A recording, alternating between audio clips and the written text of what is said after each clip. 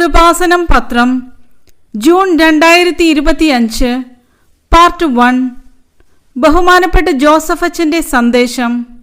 ഉടമ്പടി സ്വർഗരാജ്യത്തിലെ വലിയവനാകാനുള്ള ദൈവവിളി. ഉടമ്പടിയുടെ വാഗ്ദാനങ്ങളിൽ വെച്ച് ഏറ്റവും ടോപ്പായിട്ടുള്ള വാഗ്ദാനം പ്രസൻസ് അഥവാ ദൈവത്തിൻ്റെ സാന്നിധ്യമാണ്. അതാണ് യോഹന്നാൻ 14:23. നിങ്ങൾ എന്നെ സ്നേഹിക്കുന്നെങ്കിൽ എൻ്റെ കൽപ്പന പാലിക്കും. അപ്പോൾ എൻ്റെ പിതാവ് നിങ്ങളെ സ്നേഹിക്കുകയും ഞങ്ങൾ വന്ന് നിങ്ങളിൽ വാസമുറപ്പിക്കുകയും ചെയ്യും. അവൻ പറയുന്നത് പോലെ ചെയ്താൽ സാന്നിധ്യം ഉറപ്പാണ്. ഏറ്റവും ടോപ്പായി ഉടമ്പടി നിബന്ധനകൾ പാലിച്ച ഒരു മനുഷ്യൻ ബൈബിളിലെ പുതിയ നിയമത്തിലുണ്ട്. ഏറ്റവും ടോപ്പായി ഉടമ്പടി പാലിച്ച അയാളോടാണ് ദൈവം സാന്നിധ്യം ഗ്യാരണ്ടി ചെയ്യുന്നത്. ഞാൻ വൈദികനായ കാലം മുതൽ ധൂർത്തപുത്രൻ്റെ ഉപമയിലെ ഇളയപുത്രനെ ഹൈലൈറ്റ് ചെയ്യുന്നത് പലരുടെയും പ്രസംഗങ്ങളിലൂടെ വീക്ഷിക്കുന്നുണ്ടെങ്കിലും അവനൊരു ബേസിക് കോഴ്സുകാരനാണെന്ന് എനിക്ക് പലപ്പോഴും തോന്നിയിട്ടുണ്ട്. ദൈവത്തിന് പണ്ട് മുതലേ ഉള്ള ഒരു പ്രവർത്തന രീതിയുണ്ട്. ഏറ്റവും നല്ലതിനെ മൂടിക്കളയും. അത് ദൈവത്തിൻ്റെ വചനത്തിൻ്റെ ഒരു രീതിയാണ്.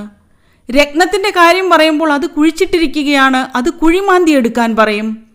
ഇനി മാന്തിയെടുത്താൽ മാത്രം പോരാ, കരസ്ഥമാക്കണമെങ്കിൽ ഇത്തിരി പാടാണ്. പോയി നിനക്കുള്ളതെല്ലാം വിൽക്കാൻ പറയും. സ്വർഗരാജ്യം വയലിൽ ഒളിച്ചു വെച്ചിരിക്കുന്ന നിധിക്ക് തുല്യം. അത് കണ്ടെത്തുന്നവൻ അത് മറച്ചു വയ്ക്കുകയും സന്തോഷത്തോടെ പോയി തനിക്കുള്ളതെല്ലാം വിറ്റ് ആ വയൽ വാങ്ങുകയും ചെയ്യുന്നു.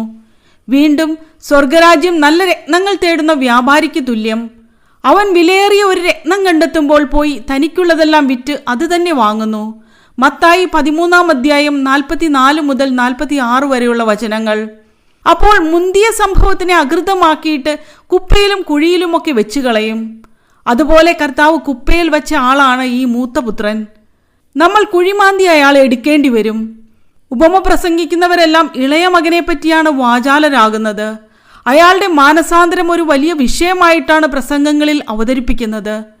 ചില അയ്യോഭാവികളെങ്കിലും വീണ്ടും പാപം ചെയ്യാനുള്ള അവസരമായി ഈ വിഷയത്തെ എടുക്കുന്നുണ്ട്.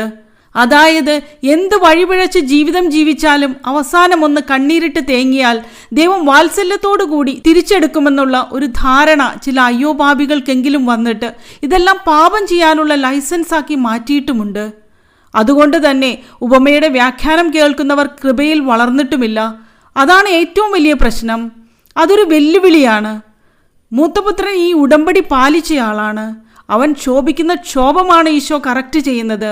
നീ ക്ഷോഭിക്കേണ്ട കാര്യമൊന്നുമില്ല, എനിക്കുള്ളത് എൻ്റെ ഇഷ്ടം പോലെ വിതരണം ചെയ്യാൻ പാടില്ലേ എന്നാണ് ഈശോ അതിന് വചനത്തിലൂടെ നൽകുന്ന മറുപടി. അത് ഈശോ ഇടയ്ക്കിടയ്ക്ക് പറയുന്ന പ്രമേയമാണ്. മത്തായി 20:15. എൻ്റെ വസ്തുവകകൾ കൊണ്ട് എനിക്കിഷ്ടമുള്ളത് ചെയ്യാൻ പാടില്ലെന്നോ? ഞാൻ നല്ലവനായതുകൊണ്ട് നീ എന്തിന് അസൂയപ്പെടുന്നു? ദൈവവചനത്തിൻ്റെ മൗലിക നിലപാടാണത്. 11-ാം മണിക്കൂറിൽ വന്ന ആൾക്കാർക്കും 1-ാം മണിക്കൂറിൽ വന്ന ആൾക്കാരുടെ അത്രയും കൂലി കൊടുത്തു. എനിക്കുള്ളത് എനിക്കിഷ്ടമുള്ളതുപോലെ ചെയ്യാൻ പാടില്ലേ? ഞാൻ നല്ലവനായതുകൊണ്ട് നീ എന്തിന് അസൂയപ്പെടുന്നു? ഇളയ മകൻ വരുമ്പോൾ മൂത്ത മകൻ വരുന്ന പ്രശ്നവും അതാണ്. ലൂക്ക 15:29. എന്നാൽ അവൻ പിതാവിനോട് പറഞ്ഞു, നോക്കൂ, എത്ര വർഷമായി ഞാൻ ദാസ്യവേല ചെയ്യുന്നു. ഒരിക്കലും നിന്റെ കൽപ്പന ഞാൻ ലംഘിച്ചിട്ടില്ല. എങ്കിലും എൻ്റെ കൂട്ടുകാരോട് ആഹ്ലാദിക്കാൻ ഒരു ആട്ടിൻകുട്ടിയെപ്പോലും നീ എനിക്ക് തന്നില്ല. ഉടമ്പടി ഒരിക്കലും ലംഘിക്കാത്ത ആളാണ് ഈ മൂത്തപുത്രൻ. ഇളയ മകൻ 11-ാം മണിക്കൂറിൽ വന്ന ആളാണ്. ഇത് തമ്മിലാണ് ഇന്റർ കണക്ട് ചെയ്യുന്നത്. 11-ാം മണിക്കൂറിൽ വന്ന് ധൂർത്തപുത്രന് 1-ാം മണിക്കൂറിൽ വന്ന ആൾക്കാരുടെ മോതിരം കൊടുത്തു, പാദരക്ഷ കൊടുത്തു, നല്ല വസ്ത്രങ്ങൾ കൊടുത്തു. 1-ാം മണിക്കൂറിൽ വന്ന ആളിന് കൊടുത്തത് തന്നെ അവനും കൊടുത്തു. അപ്പോഴാണ് മൂത്ത മകൻ പിറുപിറുത്തത്. ഈ പിറുപിറുപ്പ് ബൈബിളിൽ തുടരുകയാണ്. മത്തായി 20:9 മുതൽ 11 വരെയുള്ള വചനങ്ങൾ. 11-ാം മണിക്കൂറിൽ വന്നവർക്ക് ഓരോ ദനാറ ലഭിച്ചു. തങ്ങൾക്ക് കൂടുതൽ ലഭിക്കുമെന്ന് ആദ്യം വന്നവർ വിചാരിച്ചു. എന്നാൽ അവർക്കും ഓരോ ദനാറ തന്നെ കിട്ടി. അത് വാങ്ങുമ്പോൾ അവർ വീട്ടുടമസ്ഥനെതിരെ പിറുപിറുത്തു. ആദ്യം വന്ന ആൾക്കാരുടെ കൂടെ അവസാനം വന്ന് ഞങ്ങളെ അങ്ങ് താരതമ്യപ്പെടുത്തിയല്ലോ എന്നാണ് വേലക്കാർ ചോദിക്കുന്നത്. മത്തായി 2:12. അവസാനം വന്ന ഇവർ 1 മണിക്കൂറേ ജോലി ചെയ്തുള്ളൂ. എന്നിട്ടും പകലിൻ്റെ അധ്വാനവും ചൂടും സഹിച്ച് ഞങ്ങളോട് അവരെ നീ തുല്യരാക്കിയല്ലോ. അപ്പോൾ മൂത്തപുത്രൻ്റെ കംപ്ലൈൻ്റ് അതാണ്. ഇത് അസൂയയിൽ നിന്നും ലോകരാജ്യത്തിൻ്റെ നീതിബോധത്തിൽ നിന്നും വന്ന ഒരു പരാതിയാണ്. ലോകരാജ്യത്തിൻ്റെ നീതിയിലാണ് വിഷയം അവർ കണക്കാക്കുന്നത്. പക്ഷെ ദൈവരാജ്യത്തിൻ്റെ നീതിയിൽ വ്യത്യാസമുണ്ട്. അതാണ് എനിക്കുള്ളത് എനിക്കിഷ്ടമുള്ളവർക്ക് നൽകാൻ പാടില്ലേ, ഞാൻ നല്ലവനായതുകൊണ്ട് നീ എന്തിന് അസൂയപ്പെടുന്നു എന്ന് വചനം പറയുന്നത്. ലോകരാജ്യത്തിൻ്റെ നീതിയുടെ ഫ്രെയിംവർക്കിൽ നിന്നാണ് അസൂയ വരുന്നത്. നീ ദൈവരാജ്യത്തിൻ്റെ നീതിയിലേക്ക് മാറണമെന്നാണ് വചനം നമ്മെ പഠിപ്പിക്കുന്നത്. റോമ 14:17. കാരണം ദൈവരാജ്യം എന്നാൽ ഭക്ഷണവും പാനീയവുമല്ല, പ്രത്യുത നീതിയും സമാധാനവും പരിശുദ്ധാത്മാവിലുള്ള സന്തോഷവുമാണ്. അപ്പോൾ പരിശുദ്ധാത്മാവിൻ്റെ സന്തോഷം ഉറപ്പുവരുത്തുന്ന നീതി ദൈവരാജ്യത്തിൻ്റെ നീതിയാണ്. ദൈവരാജ്യത്തിൻ്റെ നീതി ദൈവത്തിൻ്റെ കരുണയിലാണ് അടിസ്ഥാനപ്പെടുത്തിയിരിക്കുന്നത്. ധൂർത്തപുത്രന് ദൈവത്തിൻ്റെ കരുണയാണ് കിട്ടിയിരിക്കുന്നത്. അവിടെ 1 താലന്താണ് ലഭിച്ചത്. അവൻ ആ 1 താലന്ത് കൊടുത്തു, അത്രയേ ഉള്ളൂ. അത് ദൈവത്തിൻ്റെ കരുണയുടെ ഭാഗമാണ്. ദൈവത്തിൻ്റെ കരുണയിൽ നിനക്ക് ഇടമുണ്ടെന്നാണ് ഈ ഉപമ പറഞ്ഞു വയ്ക്കുന്നത്. നിന്റെ അവസ്ഥ എത്ര മോശമായാലും, നിന്റെ പാപകരമായ ജീവിത രീതികൾ എന്തു തന്നെ ആയാലും, നീ അനുതപിച്ചാൽ നിനക്ക് ദൈവരാജ്യത്തിലേക്ക് വരാൻ കഴിയും. ദൈവരാജ്യത്തിൽ പല സ്ഥലങ്ങളുണ്ട്. ദൈവരാജ്യത്തിൽ നിന്ന് നീ ഒട്ടും അകലെയല്ല എന്ന് പറയുമ്പോൾ ഉപഗ്രഹം പോലെ പോകാൻ പറ്റും. ദൈവരാജ്യത്തിനകത്ത് തന്നെ ചെറുതും വലുതുമുണ്ട്. ദൈവരാജ്യത്തിൽ പ്രവേശിച്ചെന്നും പറഞ്ഞ് മുഴുവൻ കാര്യങ്ങളാകില്ല. മർക്കോസ് 12:34. അവൻ ബുദ്ധിപൂർവ്വം മറുപടി പറഞ്ഞു എന്ന് മനസ്സിലാക്കി യേശു പറഞ്ഞു, നീ ദൈവരാജ്യത്തിൽ നിന്ന് അകലെയല്ല. പിന്നീട് യേശുവിനോട് ചോദ്യം ചോദിക്കാൻ ആരും ധൈര്യപ്പെട്ടില്ല. അപ്പോൾ ദൈവരാജ്യത്തിലാണെന്ന് പറഞ്ഞിട്ടില്ല. അതാണ് വിഷയം. ബുദ്ധിപൂർവം നിങ്ങൾക്ക് ഉടമ്പടി പാലിക്കാം. ഞാൻ പറയുന്നത് പോലെ നിങ്ങൾക്ക് കൃത്യമായിട്ട് ചെയ്യാൻ പറ്റും. പക്ഷെ ദൈവരാജ്യത്തിൽ പ്രവേശിക്കണമെന്ന് നിർബന്ധമില്ല. ബുദ്ധിപൂർവം നമുക്ക് വിഷയമൊക്കെ എടുക്കാൻ പറ്റും.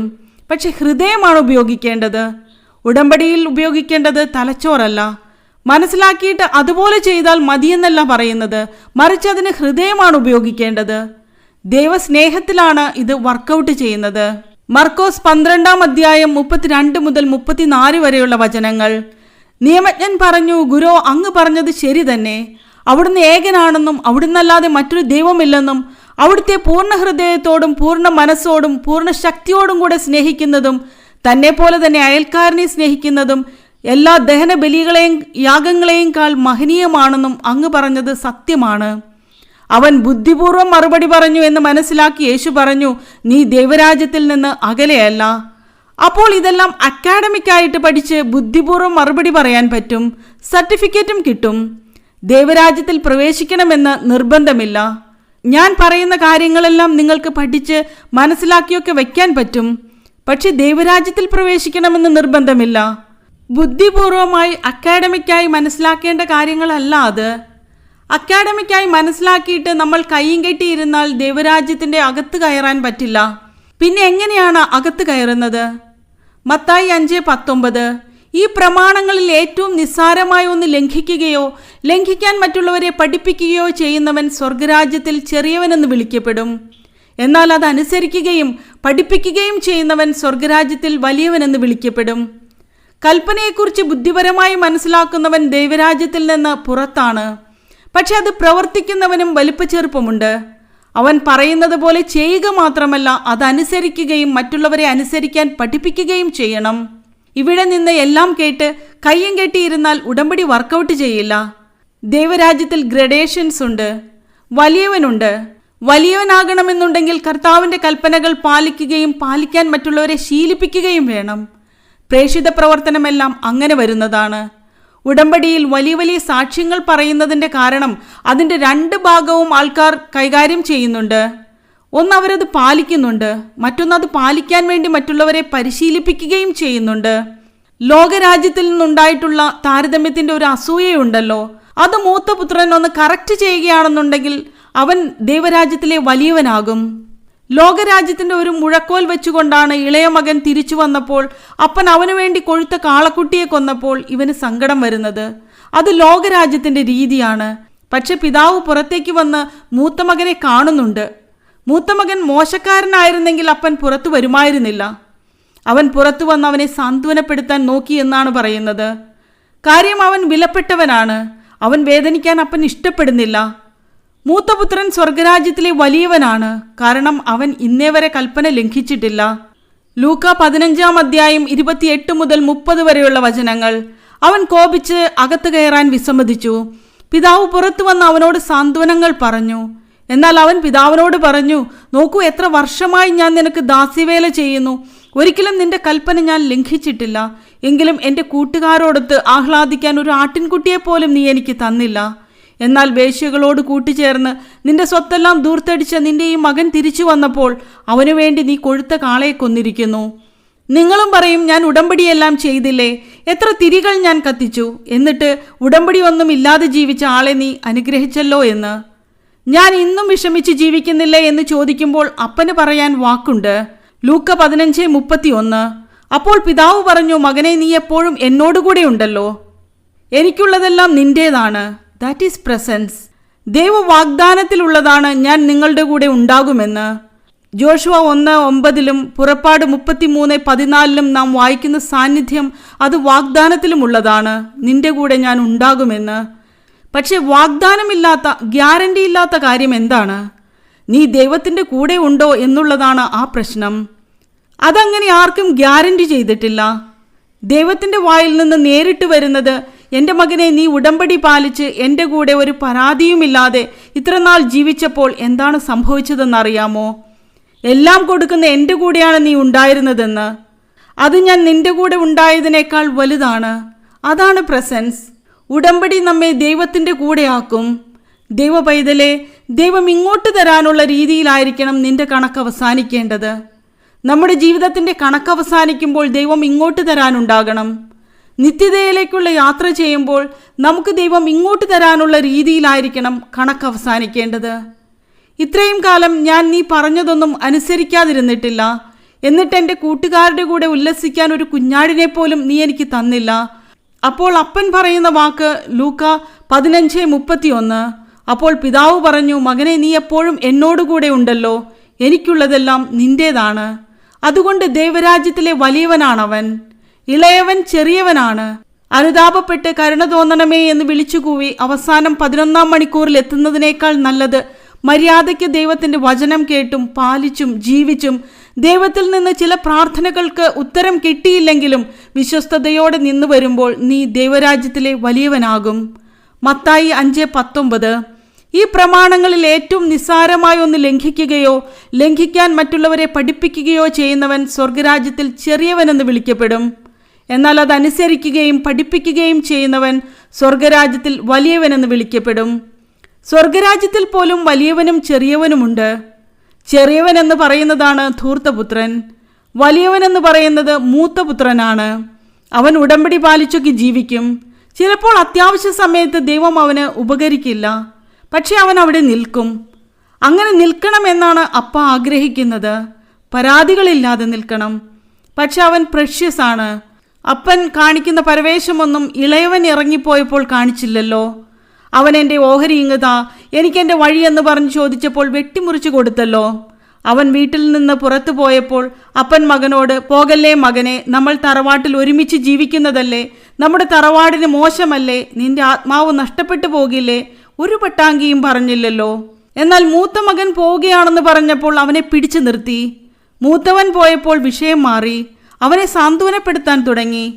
ഈ സാന്ത്വനം നേരത്തെയും ആകാമായിരുന്നല്ലോ. നമ്മുടെ കയ്യിലിരിപ്പനുസരിച്ചാണ് ദൈവം സാന്ത്വനം വേണോ വേണ്ടയോ എന്ന് തീരുമാനിക്കുന്നത്. ഇളയ മകന് ചെരുപ്പോ മോതിരമോ കിട്ടിയെന്ന് പറഞ്ഞിട്ട് കാര്യമില്ല. അവസാനം ആ പ്രമാണത്തിൽ എഴുതി വെച്ചിട്ടുണ്ട്, ഇളയ മകൻ തിരിച്ചു വന്നിട്ടുണ്ട്, അവന് ചെരുപ്പ് കൊടുക്കണം, വസ്ത്രം കൊടുക്കണം, മോതിരം കൊടുക്കണമെന്ന്. പക്ഷേ താഴെ അപ്പൻ എഴുതി വെച്ചിട്ടുണ്ട്, ബാക്കിയുള്ളതെല്ലാം എൻ്റെ മൂത്ത മകന് കൊടുക്കണമെന്ന്. ആ പ്രമാണം അവസാനിക്കുന്നത് അങ്ങനെയാണ്. കർത്താവിൻ്റെ കഥയിലൊന്നും മിസ്റ്റേക്കില്ല, നമ്മൾ മനസ്സിലാക്കിയതിലാണ് മിസ്റ്റേക്ക്. പ്രമാണം അവസാനിക്കുമ്പോൾ പറയും, എനിക്കുള്ളതെല്ലാം നിനക്കുള്ളതാണെന്ന്. അതെഴുതി അപ്പൻ ഒപ്പിട്ട് കളയും. അപ്പോൾ ആവശ്യമില്ലാത്ത അഭ്യാസങ്ങൾ കാണിച്ച് പിന്നീട് ദൈവത്തിൻ്റെ കരുണയ്ക്ക് വേണ്ടി ആർത്ത് വിളിച്ച് അങ്ങനെ സീൻ ഉണ്ടാക്കുന്നതിനേക്കാൾ നല്ലത്, ദൈവത്തിൽ നിന്ന് പ്രാർത്ഥന കേൾക്കപ്പെടുന്നില്ല എന്നുണ്ടെങ്കിലും ദൈവത്തിൻ്റെ സ്നേഹത്തിൻ്റെ കൂടെയാണ് നമ്മളെന്ന ബോധ്യത്തിൽ നിൽക്കുന്ന കരുത്തുള്ള ഒരു സുവിശേഷ വ്യക്തിത്വമുണ്ട്. അതാണ് ഉടമ്പടി അവസാനം വരെയും ലക്ഷ്യം വയ്ക്കുന്നത്. എല്ലാവരെയും ദൈവം അനുഗ്രഹിക്കട്ടെ.